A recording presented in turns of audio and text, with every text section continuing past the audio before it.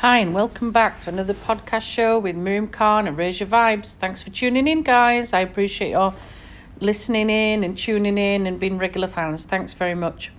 Today's topic is about redemption. Can we save everybody? By saving, I mean, we know people that have perhaps gone on the wrong path of life, made the wrong choices, wrong decisions.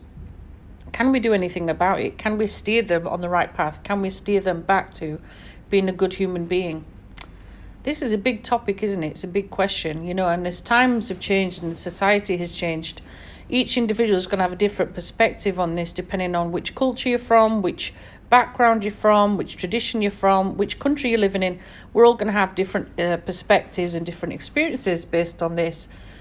Before I go into giving you my sort of views on this, or this sort of like topic as a global perspective, I guess, it's interesting or maybe good for you to know a bit of background about me.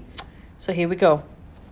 So born and raised in Sheffield in England, worked as a teacher in Leeds and Huddersfield and Bradford and internationally as well, in various countries.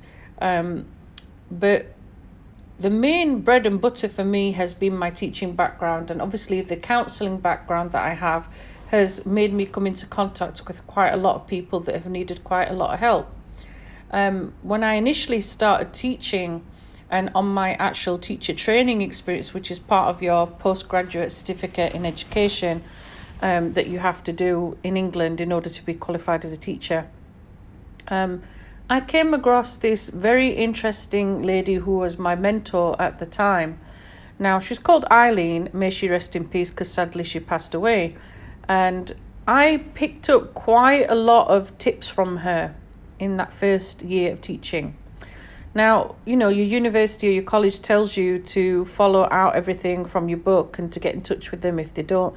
This lady did things off the record. She taught in a very, very different method. Her styles were very old school. And she was also an ex-police officer. When I was timetabled and I was, following her and watching her, observing her and observing other teachers, she was the one person that I watched like a hawk. And there was one particular group that something had happened on one particular day, and I had to sort of like go in and shadow and support this group that she jokingly called the bank robber group. Okay, she actually called them the bank robber group.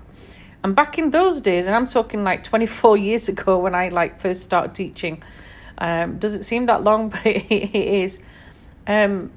I came in with her to observe this group of 4 individuals that nobody else in this particular school, and it was a Catholic school, by the way, okay, so it was a Catholic school. It was in an inner city area behind it, but where the school was actually located was extremely wealthy, okay?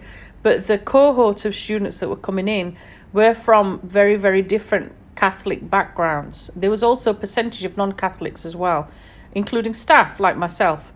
And what was interesting was that she thought I would be very, very apprehensive in dealing with these individuals and dealing with them on a day-to-day basis.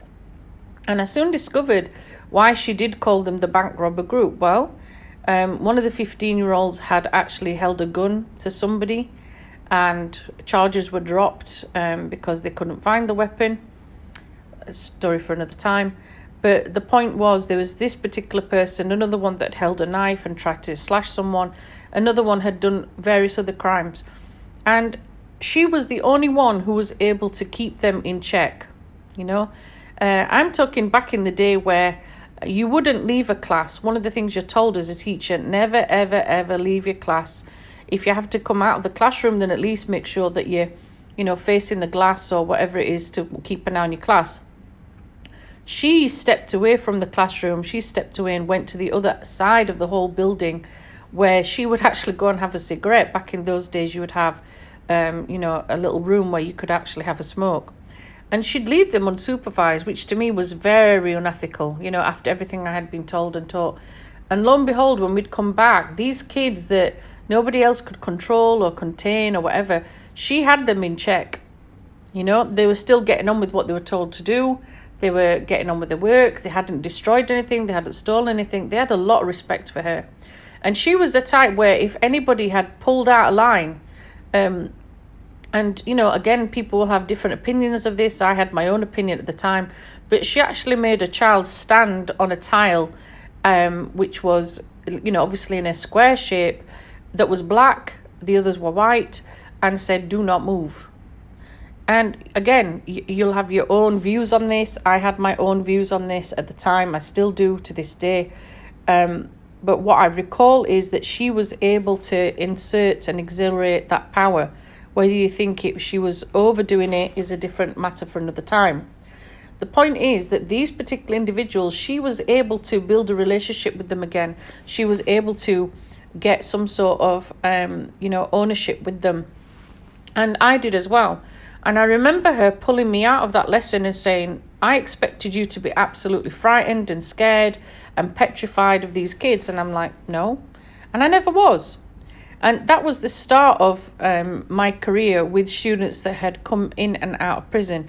Later on, I would go and work with students in another school, having left the Catholic school, you know, gone into a very, very inner city high school, and being quite shocked actually at being told that I'm going to be teaching kids that are called Pathway 4. And I was like, what is a Pathway 4? In schools, they have all these different codings and different terminology for different groups and different academic settings of different students. Pathway 4 meant basically these students should not be on site. They should be excluded. They should not be part of the educational system. And in those times, the figures are still the same, I guess. But you would be fined a lot of money, from your government for excluding that child. In some cases, it was £20,000, £30,000. You had to find alternative provision because at the end of the day, you were liable for that child. You had to educate them, whether it was on-site or off-site. And, despite the fact that the school was in very, very challenging circumstances, the school could not get rid of a group of at least 12 individuals that were hardcore bad, okay, as they labelled them. And amongst that group, when I started to teach them, I had to have 2, and remember, this is like the second year of my teaching. I had 2 assistant head teachers in the room with me physically on site, okay? They were able to restrain the child if the child got out of hand. Amongst this group, I had a boy that had come out of prison that had raped somebody else, another child that had come out of prison. And we're talking, under the age of 16, okay? So we're talking, 11-year-olds that had been in prison. We're talking 12-year-olds, 13-year-olds, some 14 and 15-year-olds that had been in and out of the prison system since they were 8, 9 years old, okay? That's quite an interesting thing to think about, okay, with the different dynamics of that particular child. And it's a young age also to have criminal records because now you're marked for life, okay? And there's not going to be a lot of opportunities when you are trying to find employment or you're trying to further your career, or if you've had a bit of a wake-up call and realise, oh, hold on a minute, I don't want to do that again. I actually want to do this. For some individuals, that's quite hard once you've got that criminal record. Some individuals that were in that group, I found out were very talented. I was teaching GCSE and also an entry-level group. Entry-level basically means that they're not able to access the curriculum. Some of them struggled to hold a pencil. Some of them didn't know their name or how to write it. There were lots of illiterate and numeracy issues. There was also social issues, economic issues, family issues. They were in the care system. Some of them were on drugs, at that young age. And from someone who's never had dealings with that to coming across that, for some individuals, it can be quite a culture shock. For me, it wasn't. It didn't faze me. I managed to tackle handling both groups at the same time, which is quite the challenge, very, very challenging situation.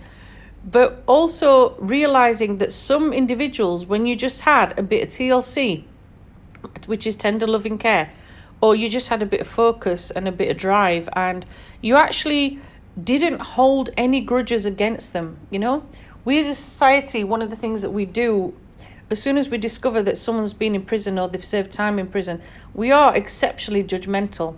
And one of the things that my close friends will say about me is that I'm one of the least judgmental people. I'll hear you out, I'll give you my view, and then I'll make a decision based on that. I won't hold anything against you, okay? And in this particular instance, it had come in quite handy. And whether I had inherited this trait from my grandfather unknowingly, unwittingly, I'm not sure. My grandfather, my mum's dad, growing up, was a regular prison visitor to Wakefield Prison. Wakefield Prison holds quite a number of different clientele in there, okay? And my grandfather was somebody that was a Muslim person in the community, somebody with respectability, and somebody that always believed had this compassion that people have done wrong, but they can put it right.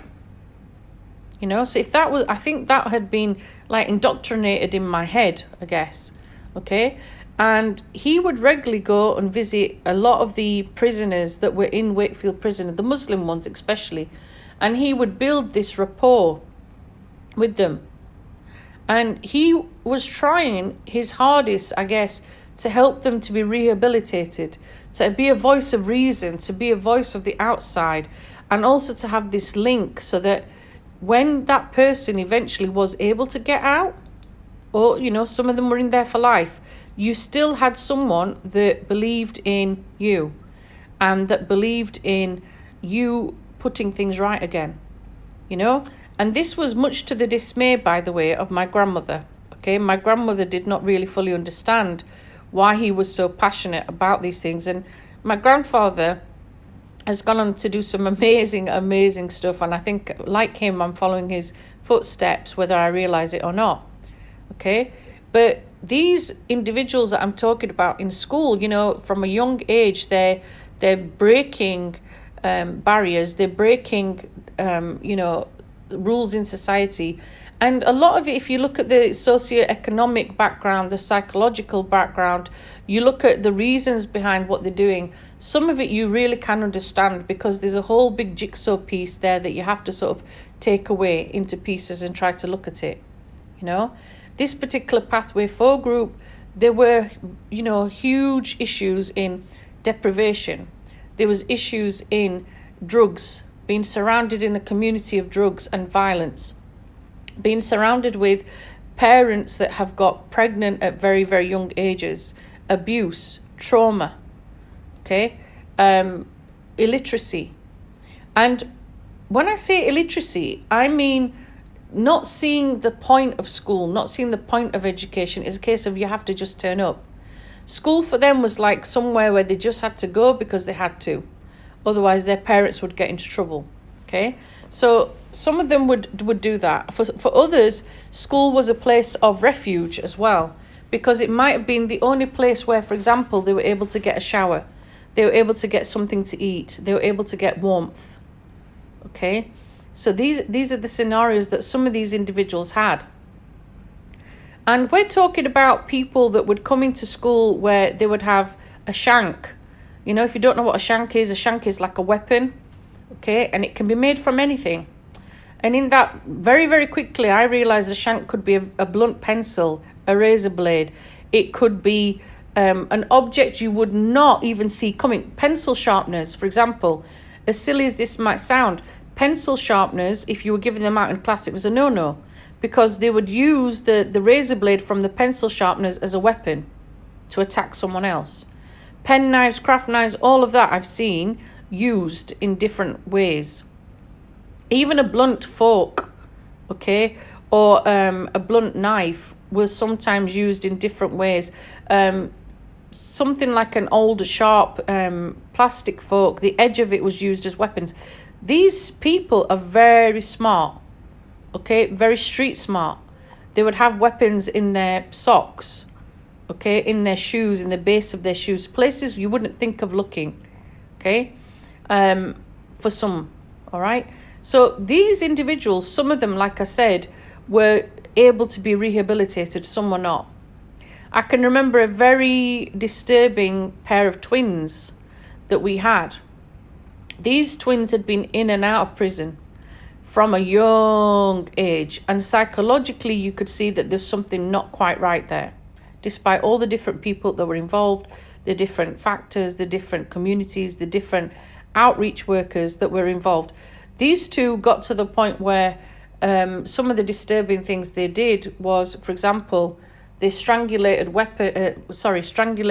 animals and left it to be, decapitated, and basically had turned the animal inside out, had done various horrific things to this animal.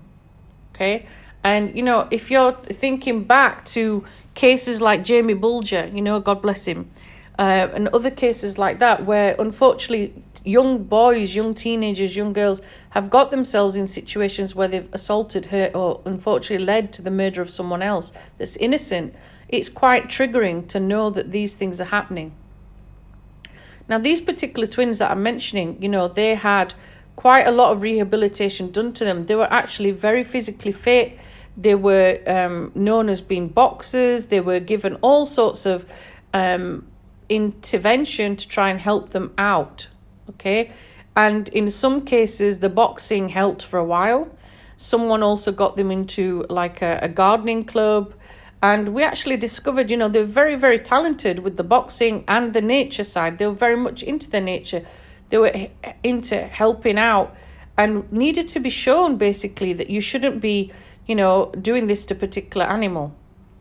And a lot of the reason when we got to the core of it was because of the horrific things they were seeing and witnessing in their own household, and understandably, both of these boys were taken into care, and unfortunately they ended up in the foster system for a while, but it was the best thing for them, being away from the toxic environment that they were in. They were able to be rehabilitated. They ended up being gardeners, and that's an amazing thing to think about from where they started off. They could have been, signed up for life, being known as these hardcore criminals, because that's the reputation they had in that community, But not all people can be helped. That's one thing I did learn in my teaching career. Over the years, over the 24 plus years that I've been teaching, I've seen various other people come in and out of prison at very, very young ages. And you will try your hardest, to use different methods. I've worked in PRUs. PRUs is a pupil referral unit where some of the students are, on their last track of being expelled. Again, these students are hardcore criminals. The majority of them are in trouble with the law. They're in trouble with themselves. And a lot of it is, again, like emotional problems and psychological problems. But remember, these are our future generations. These are going to be our adults, later on. And if we don't do something about it now, then we're setting ourselves up for a big failure later on. Okay?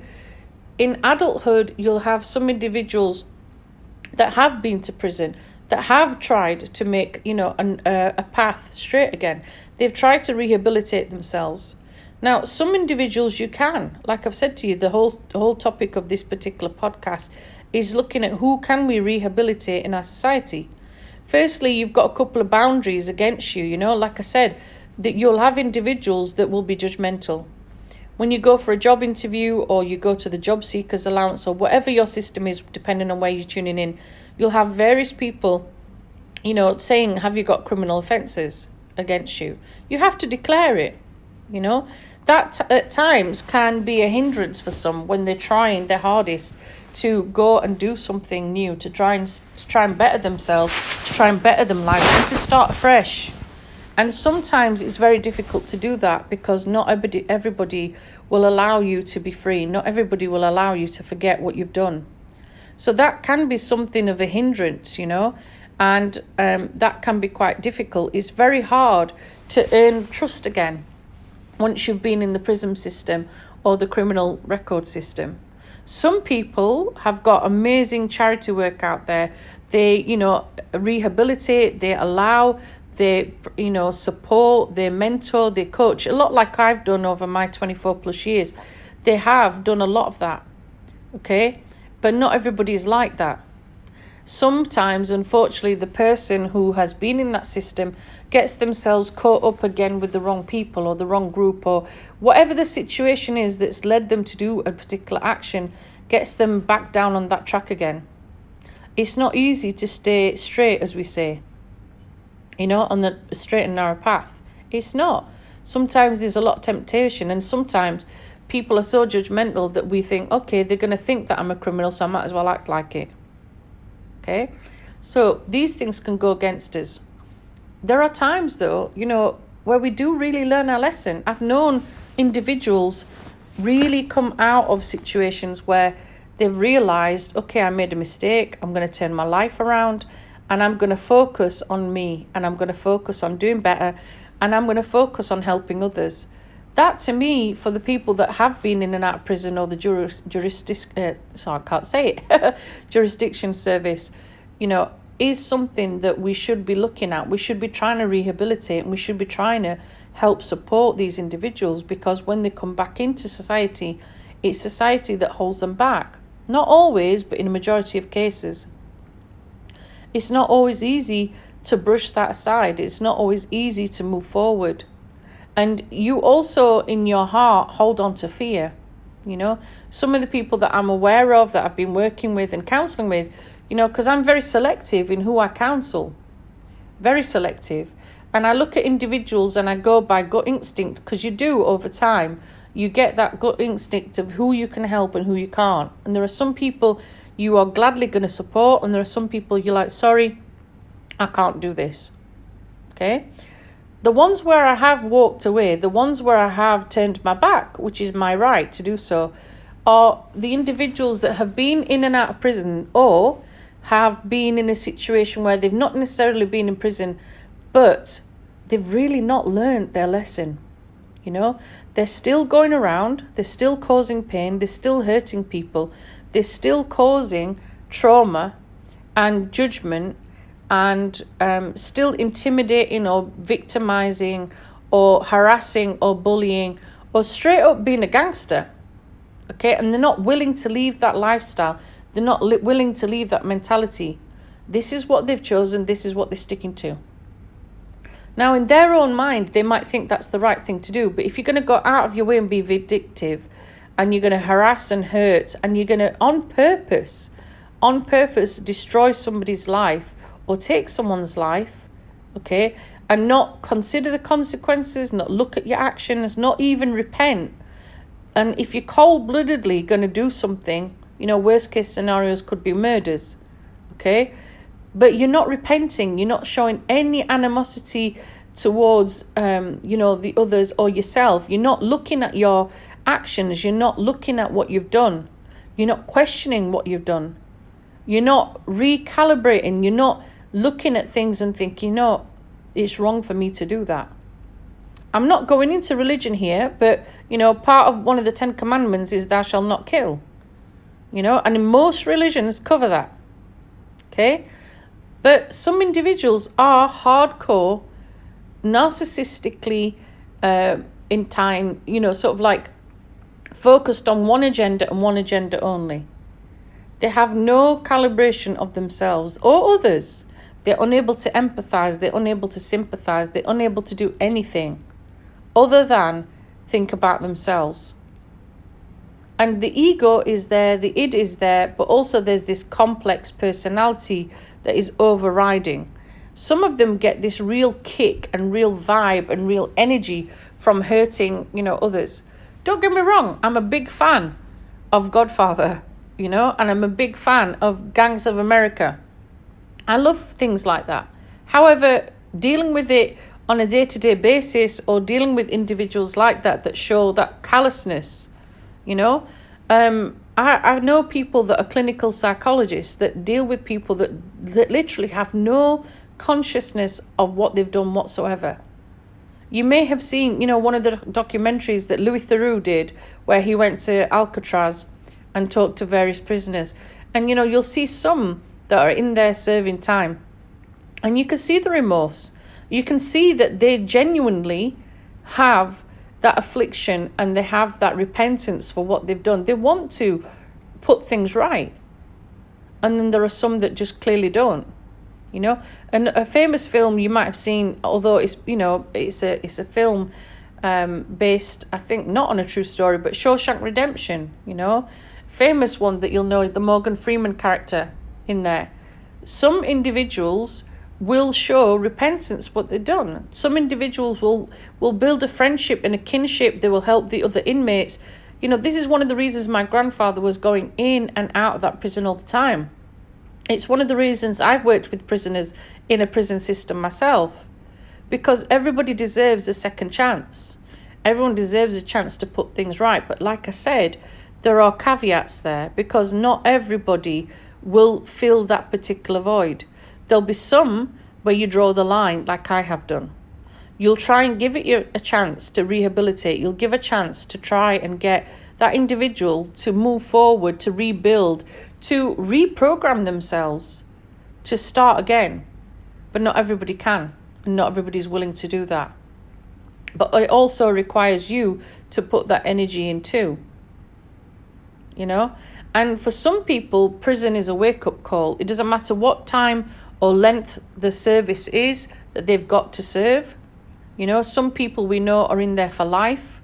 Some people we know are in there for short term. Obviously, again, that's another issue because of prisons and because of time and because of location and whether they're at capacity or not.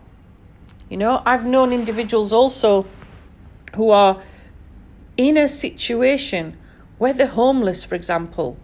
Okay, they're unable to get food, they're unable to get employment, they're unable to get a home. Their best way of surviving and not being on the streets is to commit more crimes and make sure that they're in a prison system.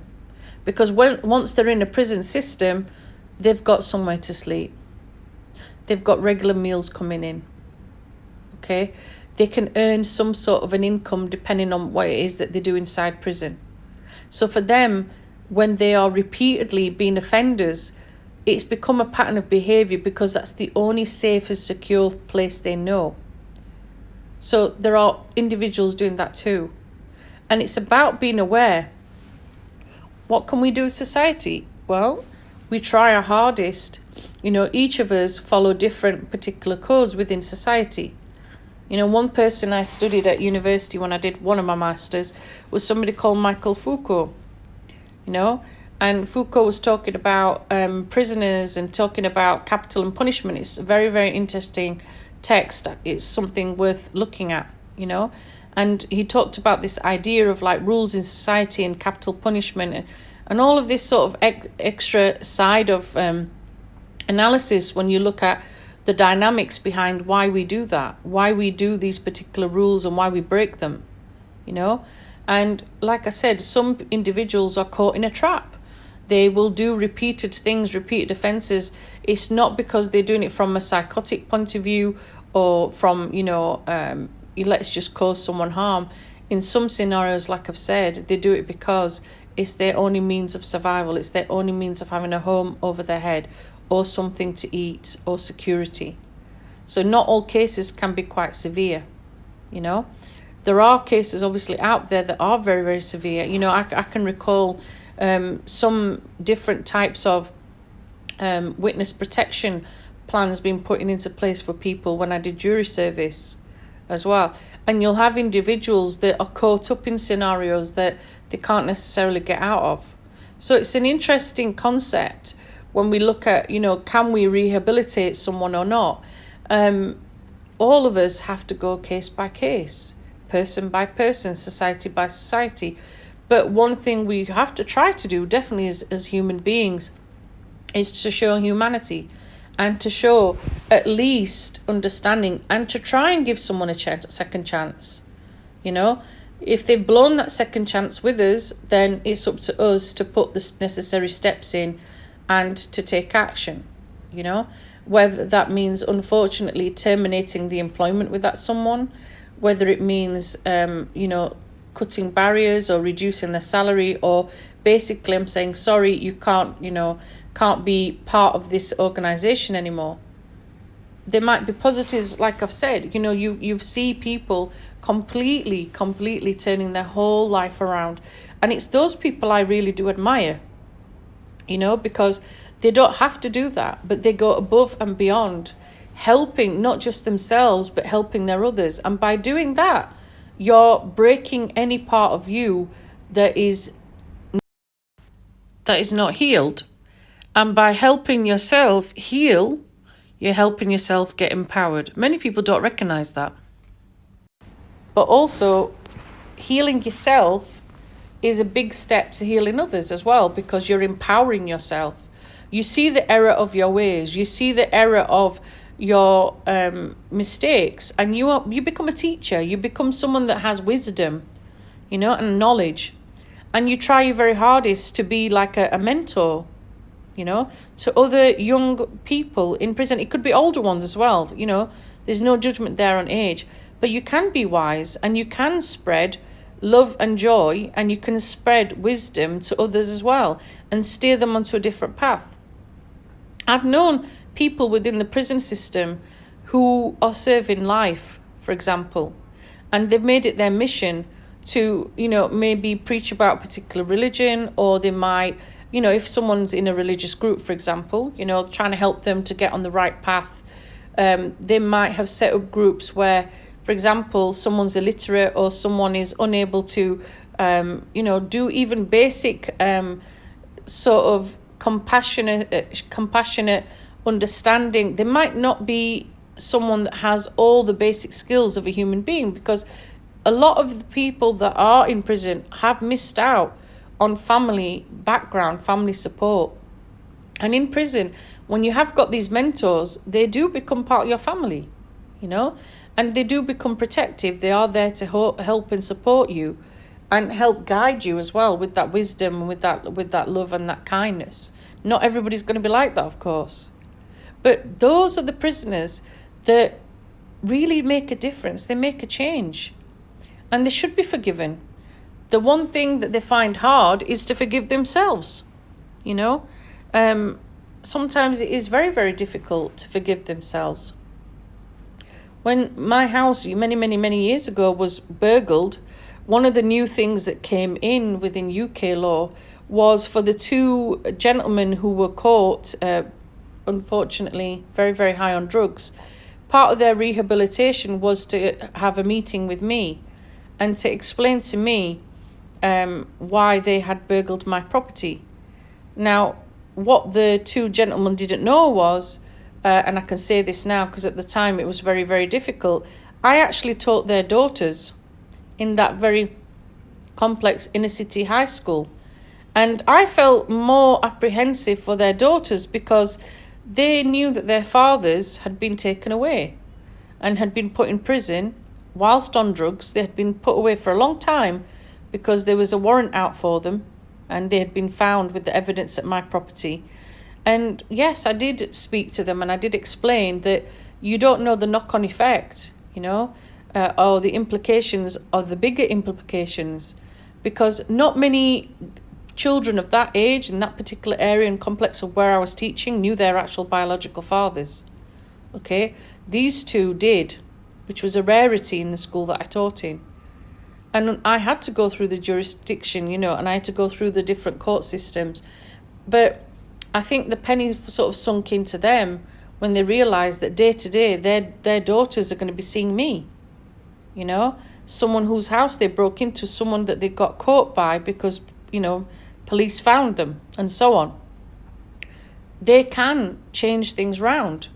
They can, these two individuals, for example, that I'm talking about, can change that, and they did. But it took a long time for them to do that. So we can sometimes have redemption in different ways, maybe sometimes as a wake-up call later on in life. And like I said, sometimes, sadly, the redemption doesn't come along at all. The wake-up call doesn't come along. And we can't help everybody. We can't change everybody for the better. And that's a situation that we have to find, and we have to accept, and we have to acknowledge. Okay? Look around you. Look around at the people that you've got. Maybe there are people that you also think, can I help this person? Can I not? Can I change this person for the better? Can I not? Depending on the scenario. Maybe the one that's come out of the prison system is the one that changes you. Because certainly for me, these children, the teenagers, the adults that I've worked with, they're the ones that I found the most rewarding, believe it or not, in my life. And they're the ones that I have opened up my heart to and my soul to, because I could see that they want to put things right, that they want to make a change. And I think we need more people like that. Less judgmental, more love and more compassion. Let me know what you think. What's your views on this topic? I'm sure I'll be covering another topic like this again. Let me know your views. Drop a message. See what you think. You might have alternative views to me. You're entitled to do so. But it's an interesting one, isn't it? There's never always a cut and straight answer, is there? Thanks for tuning in. Looking forward to listening to your views. And take care. God bless. Stay safe. Bye for now.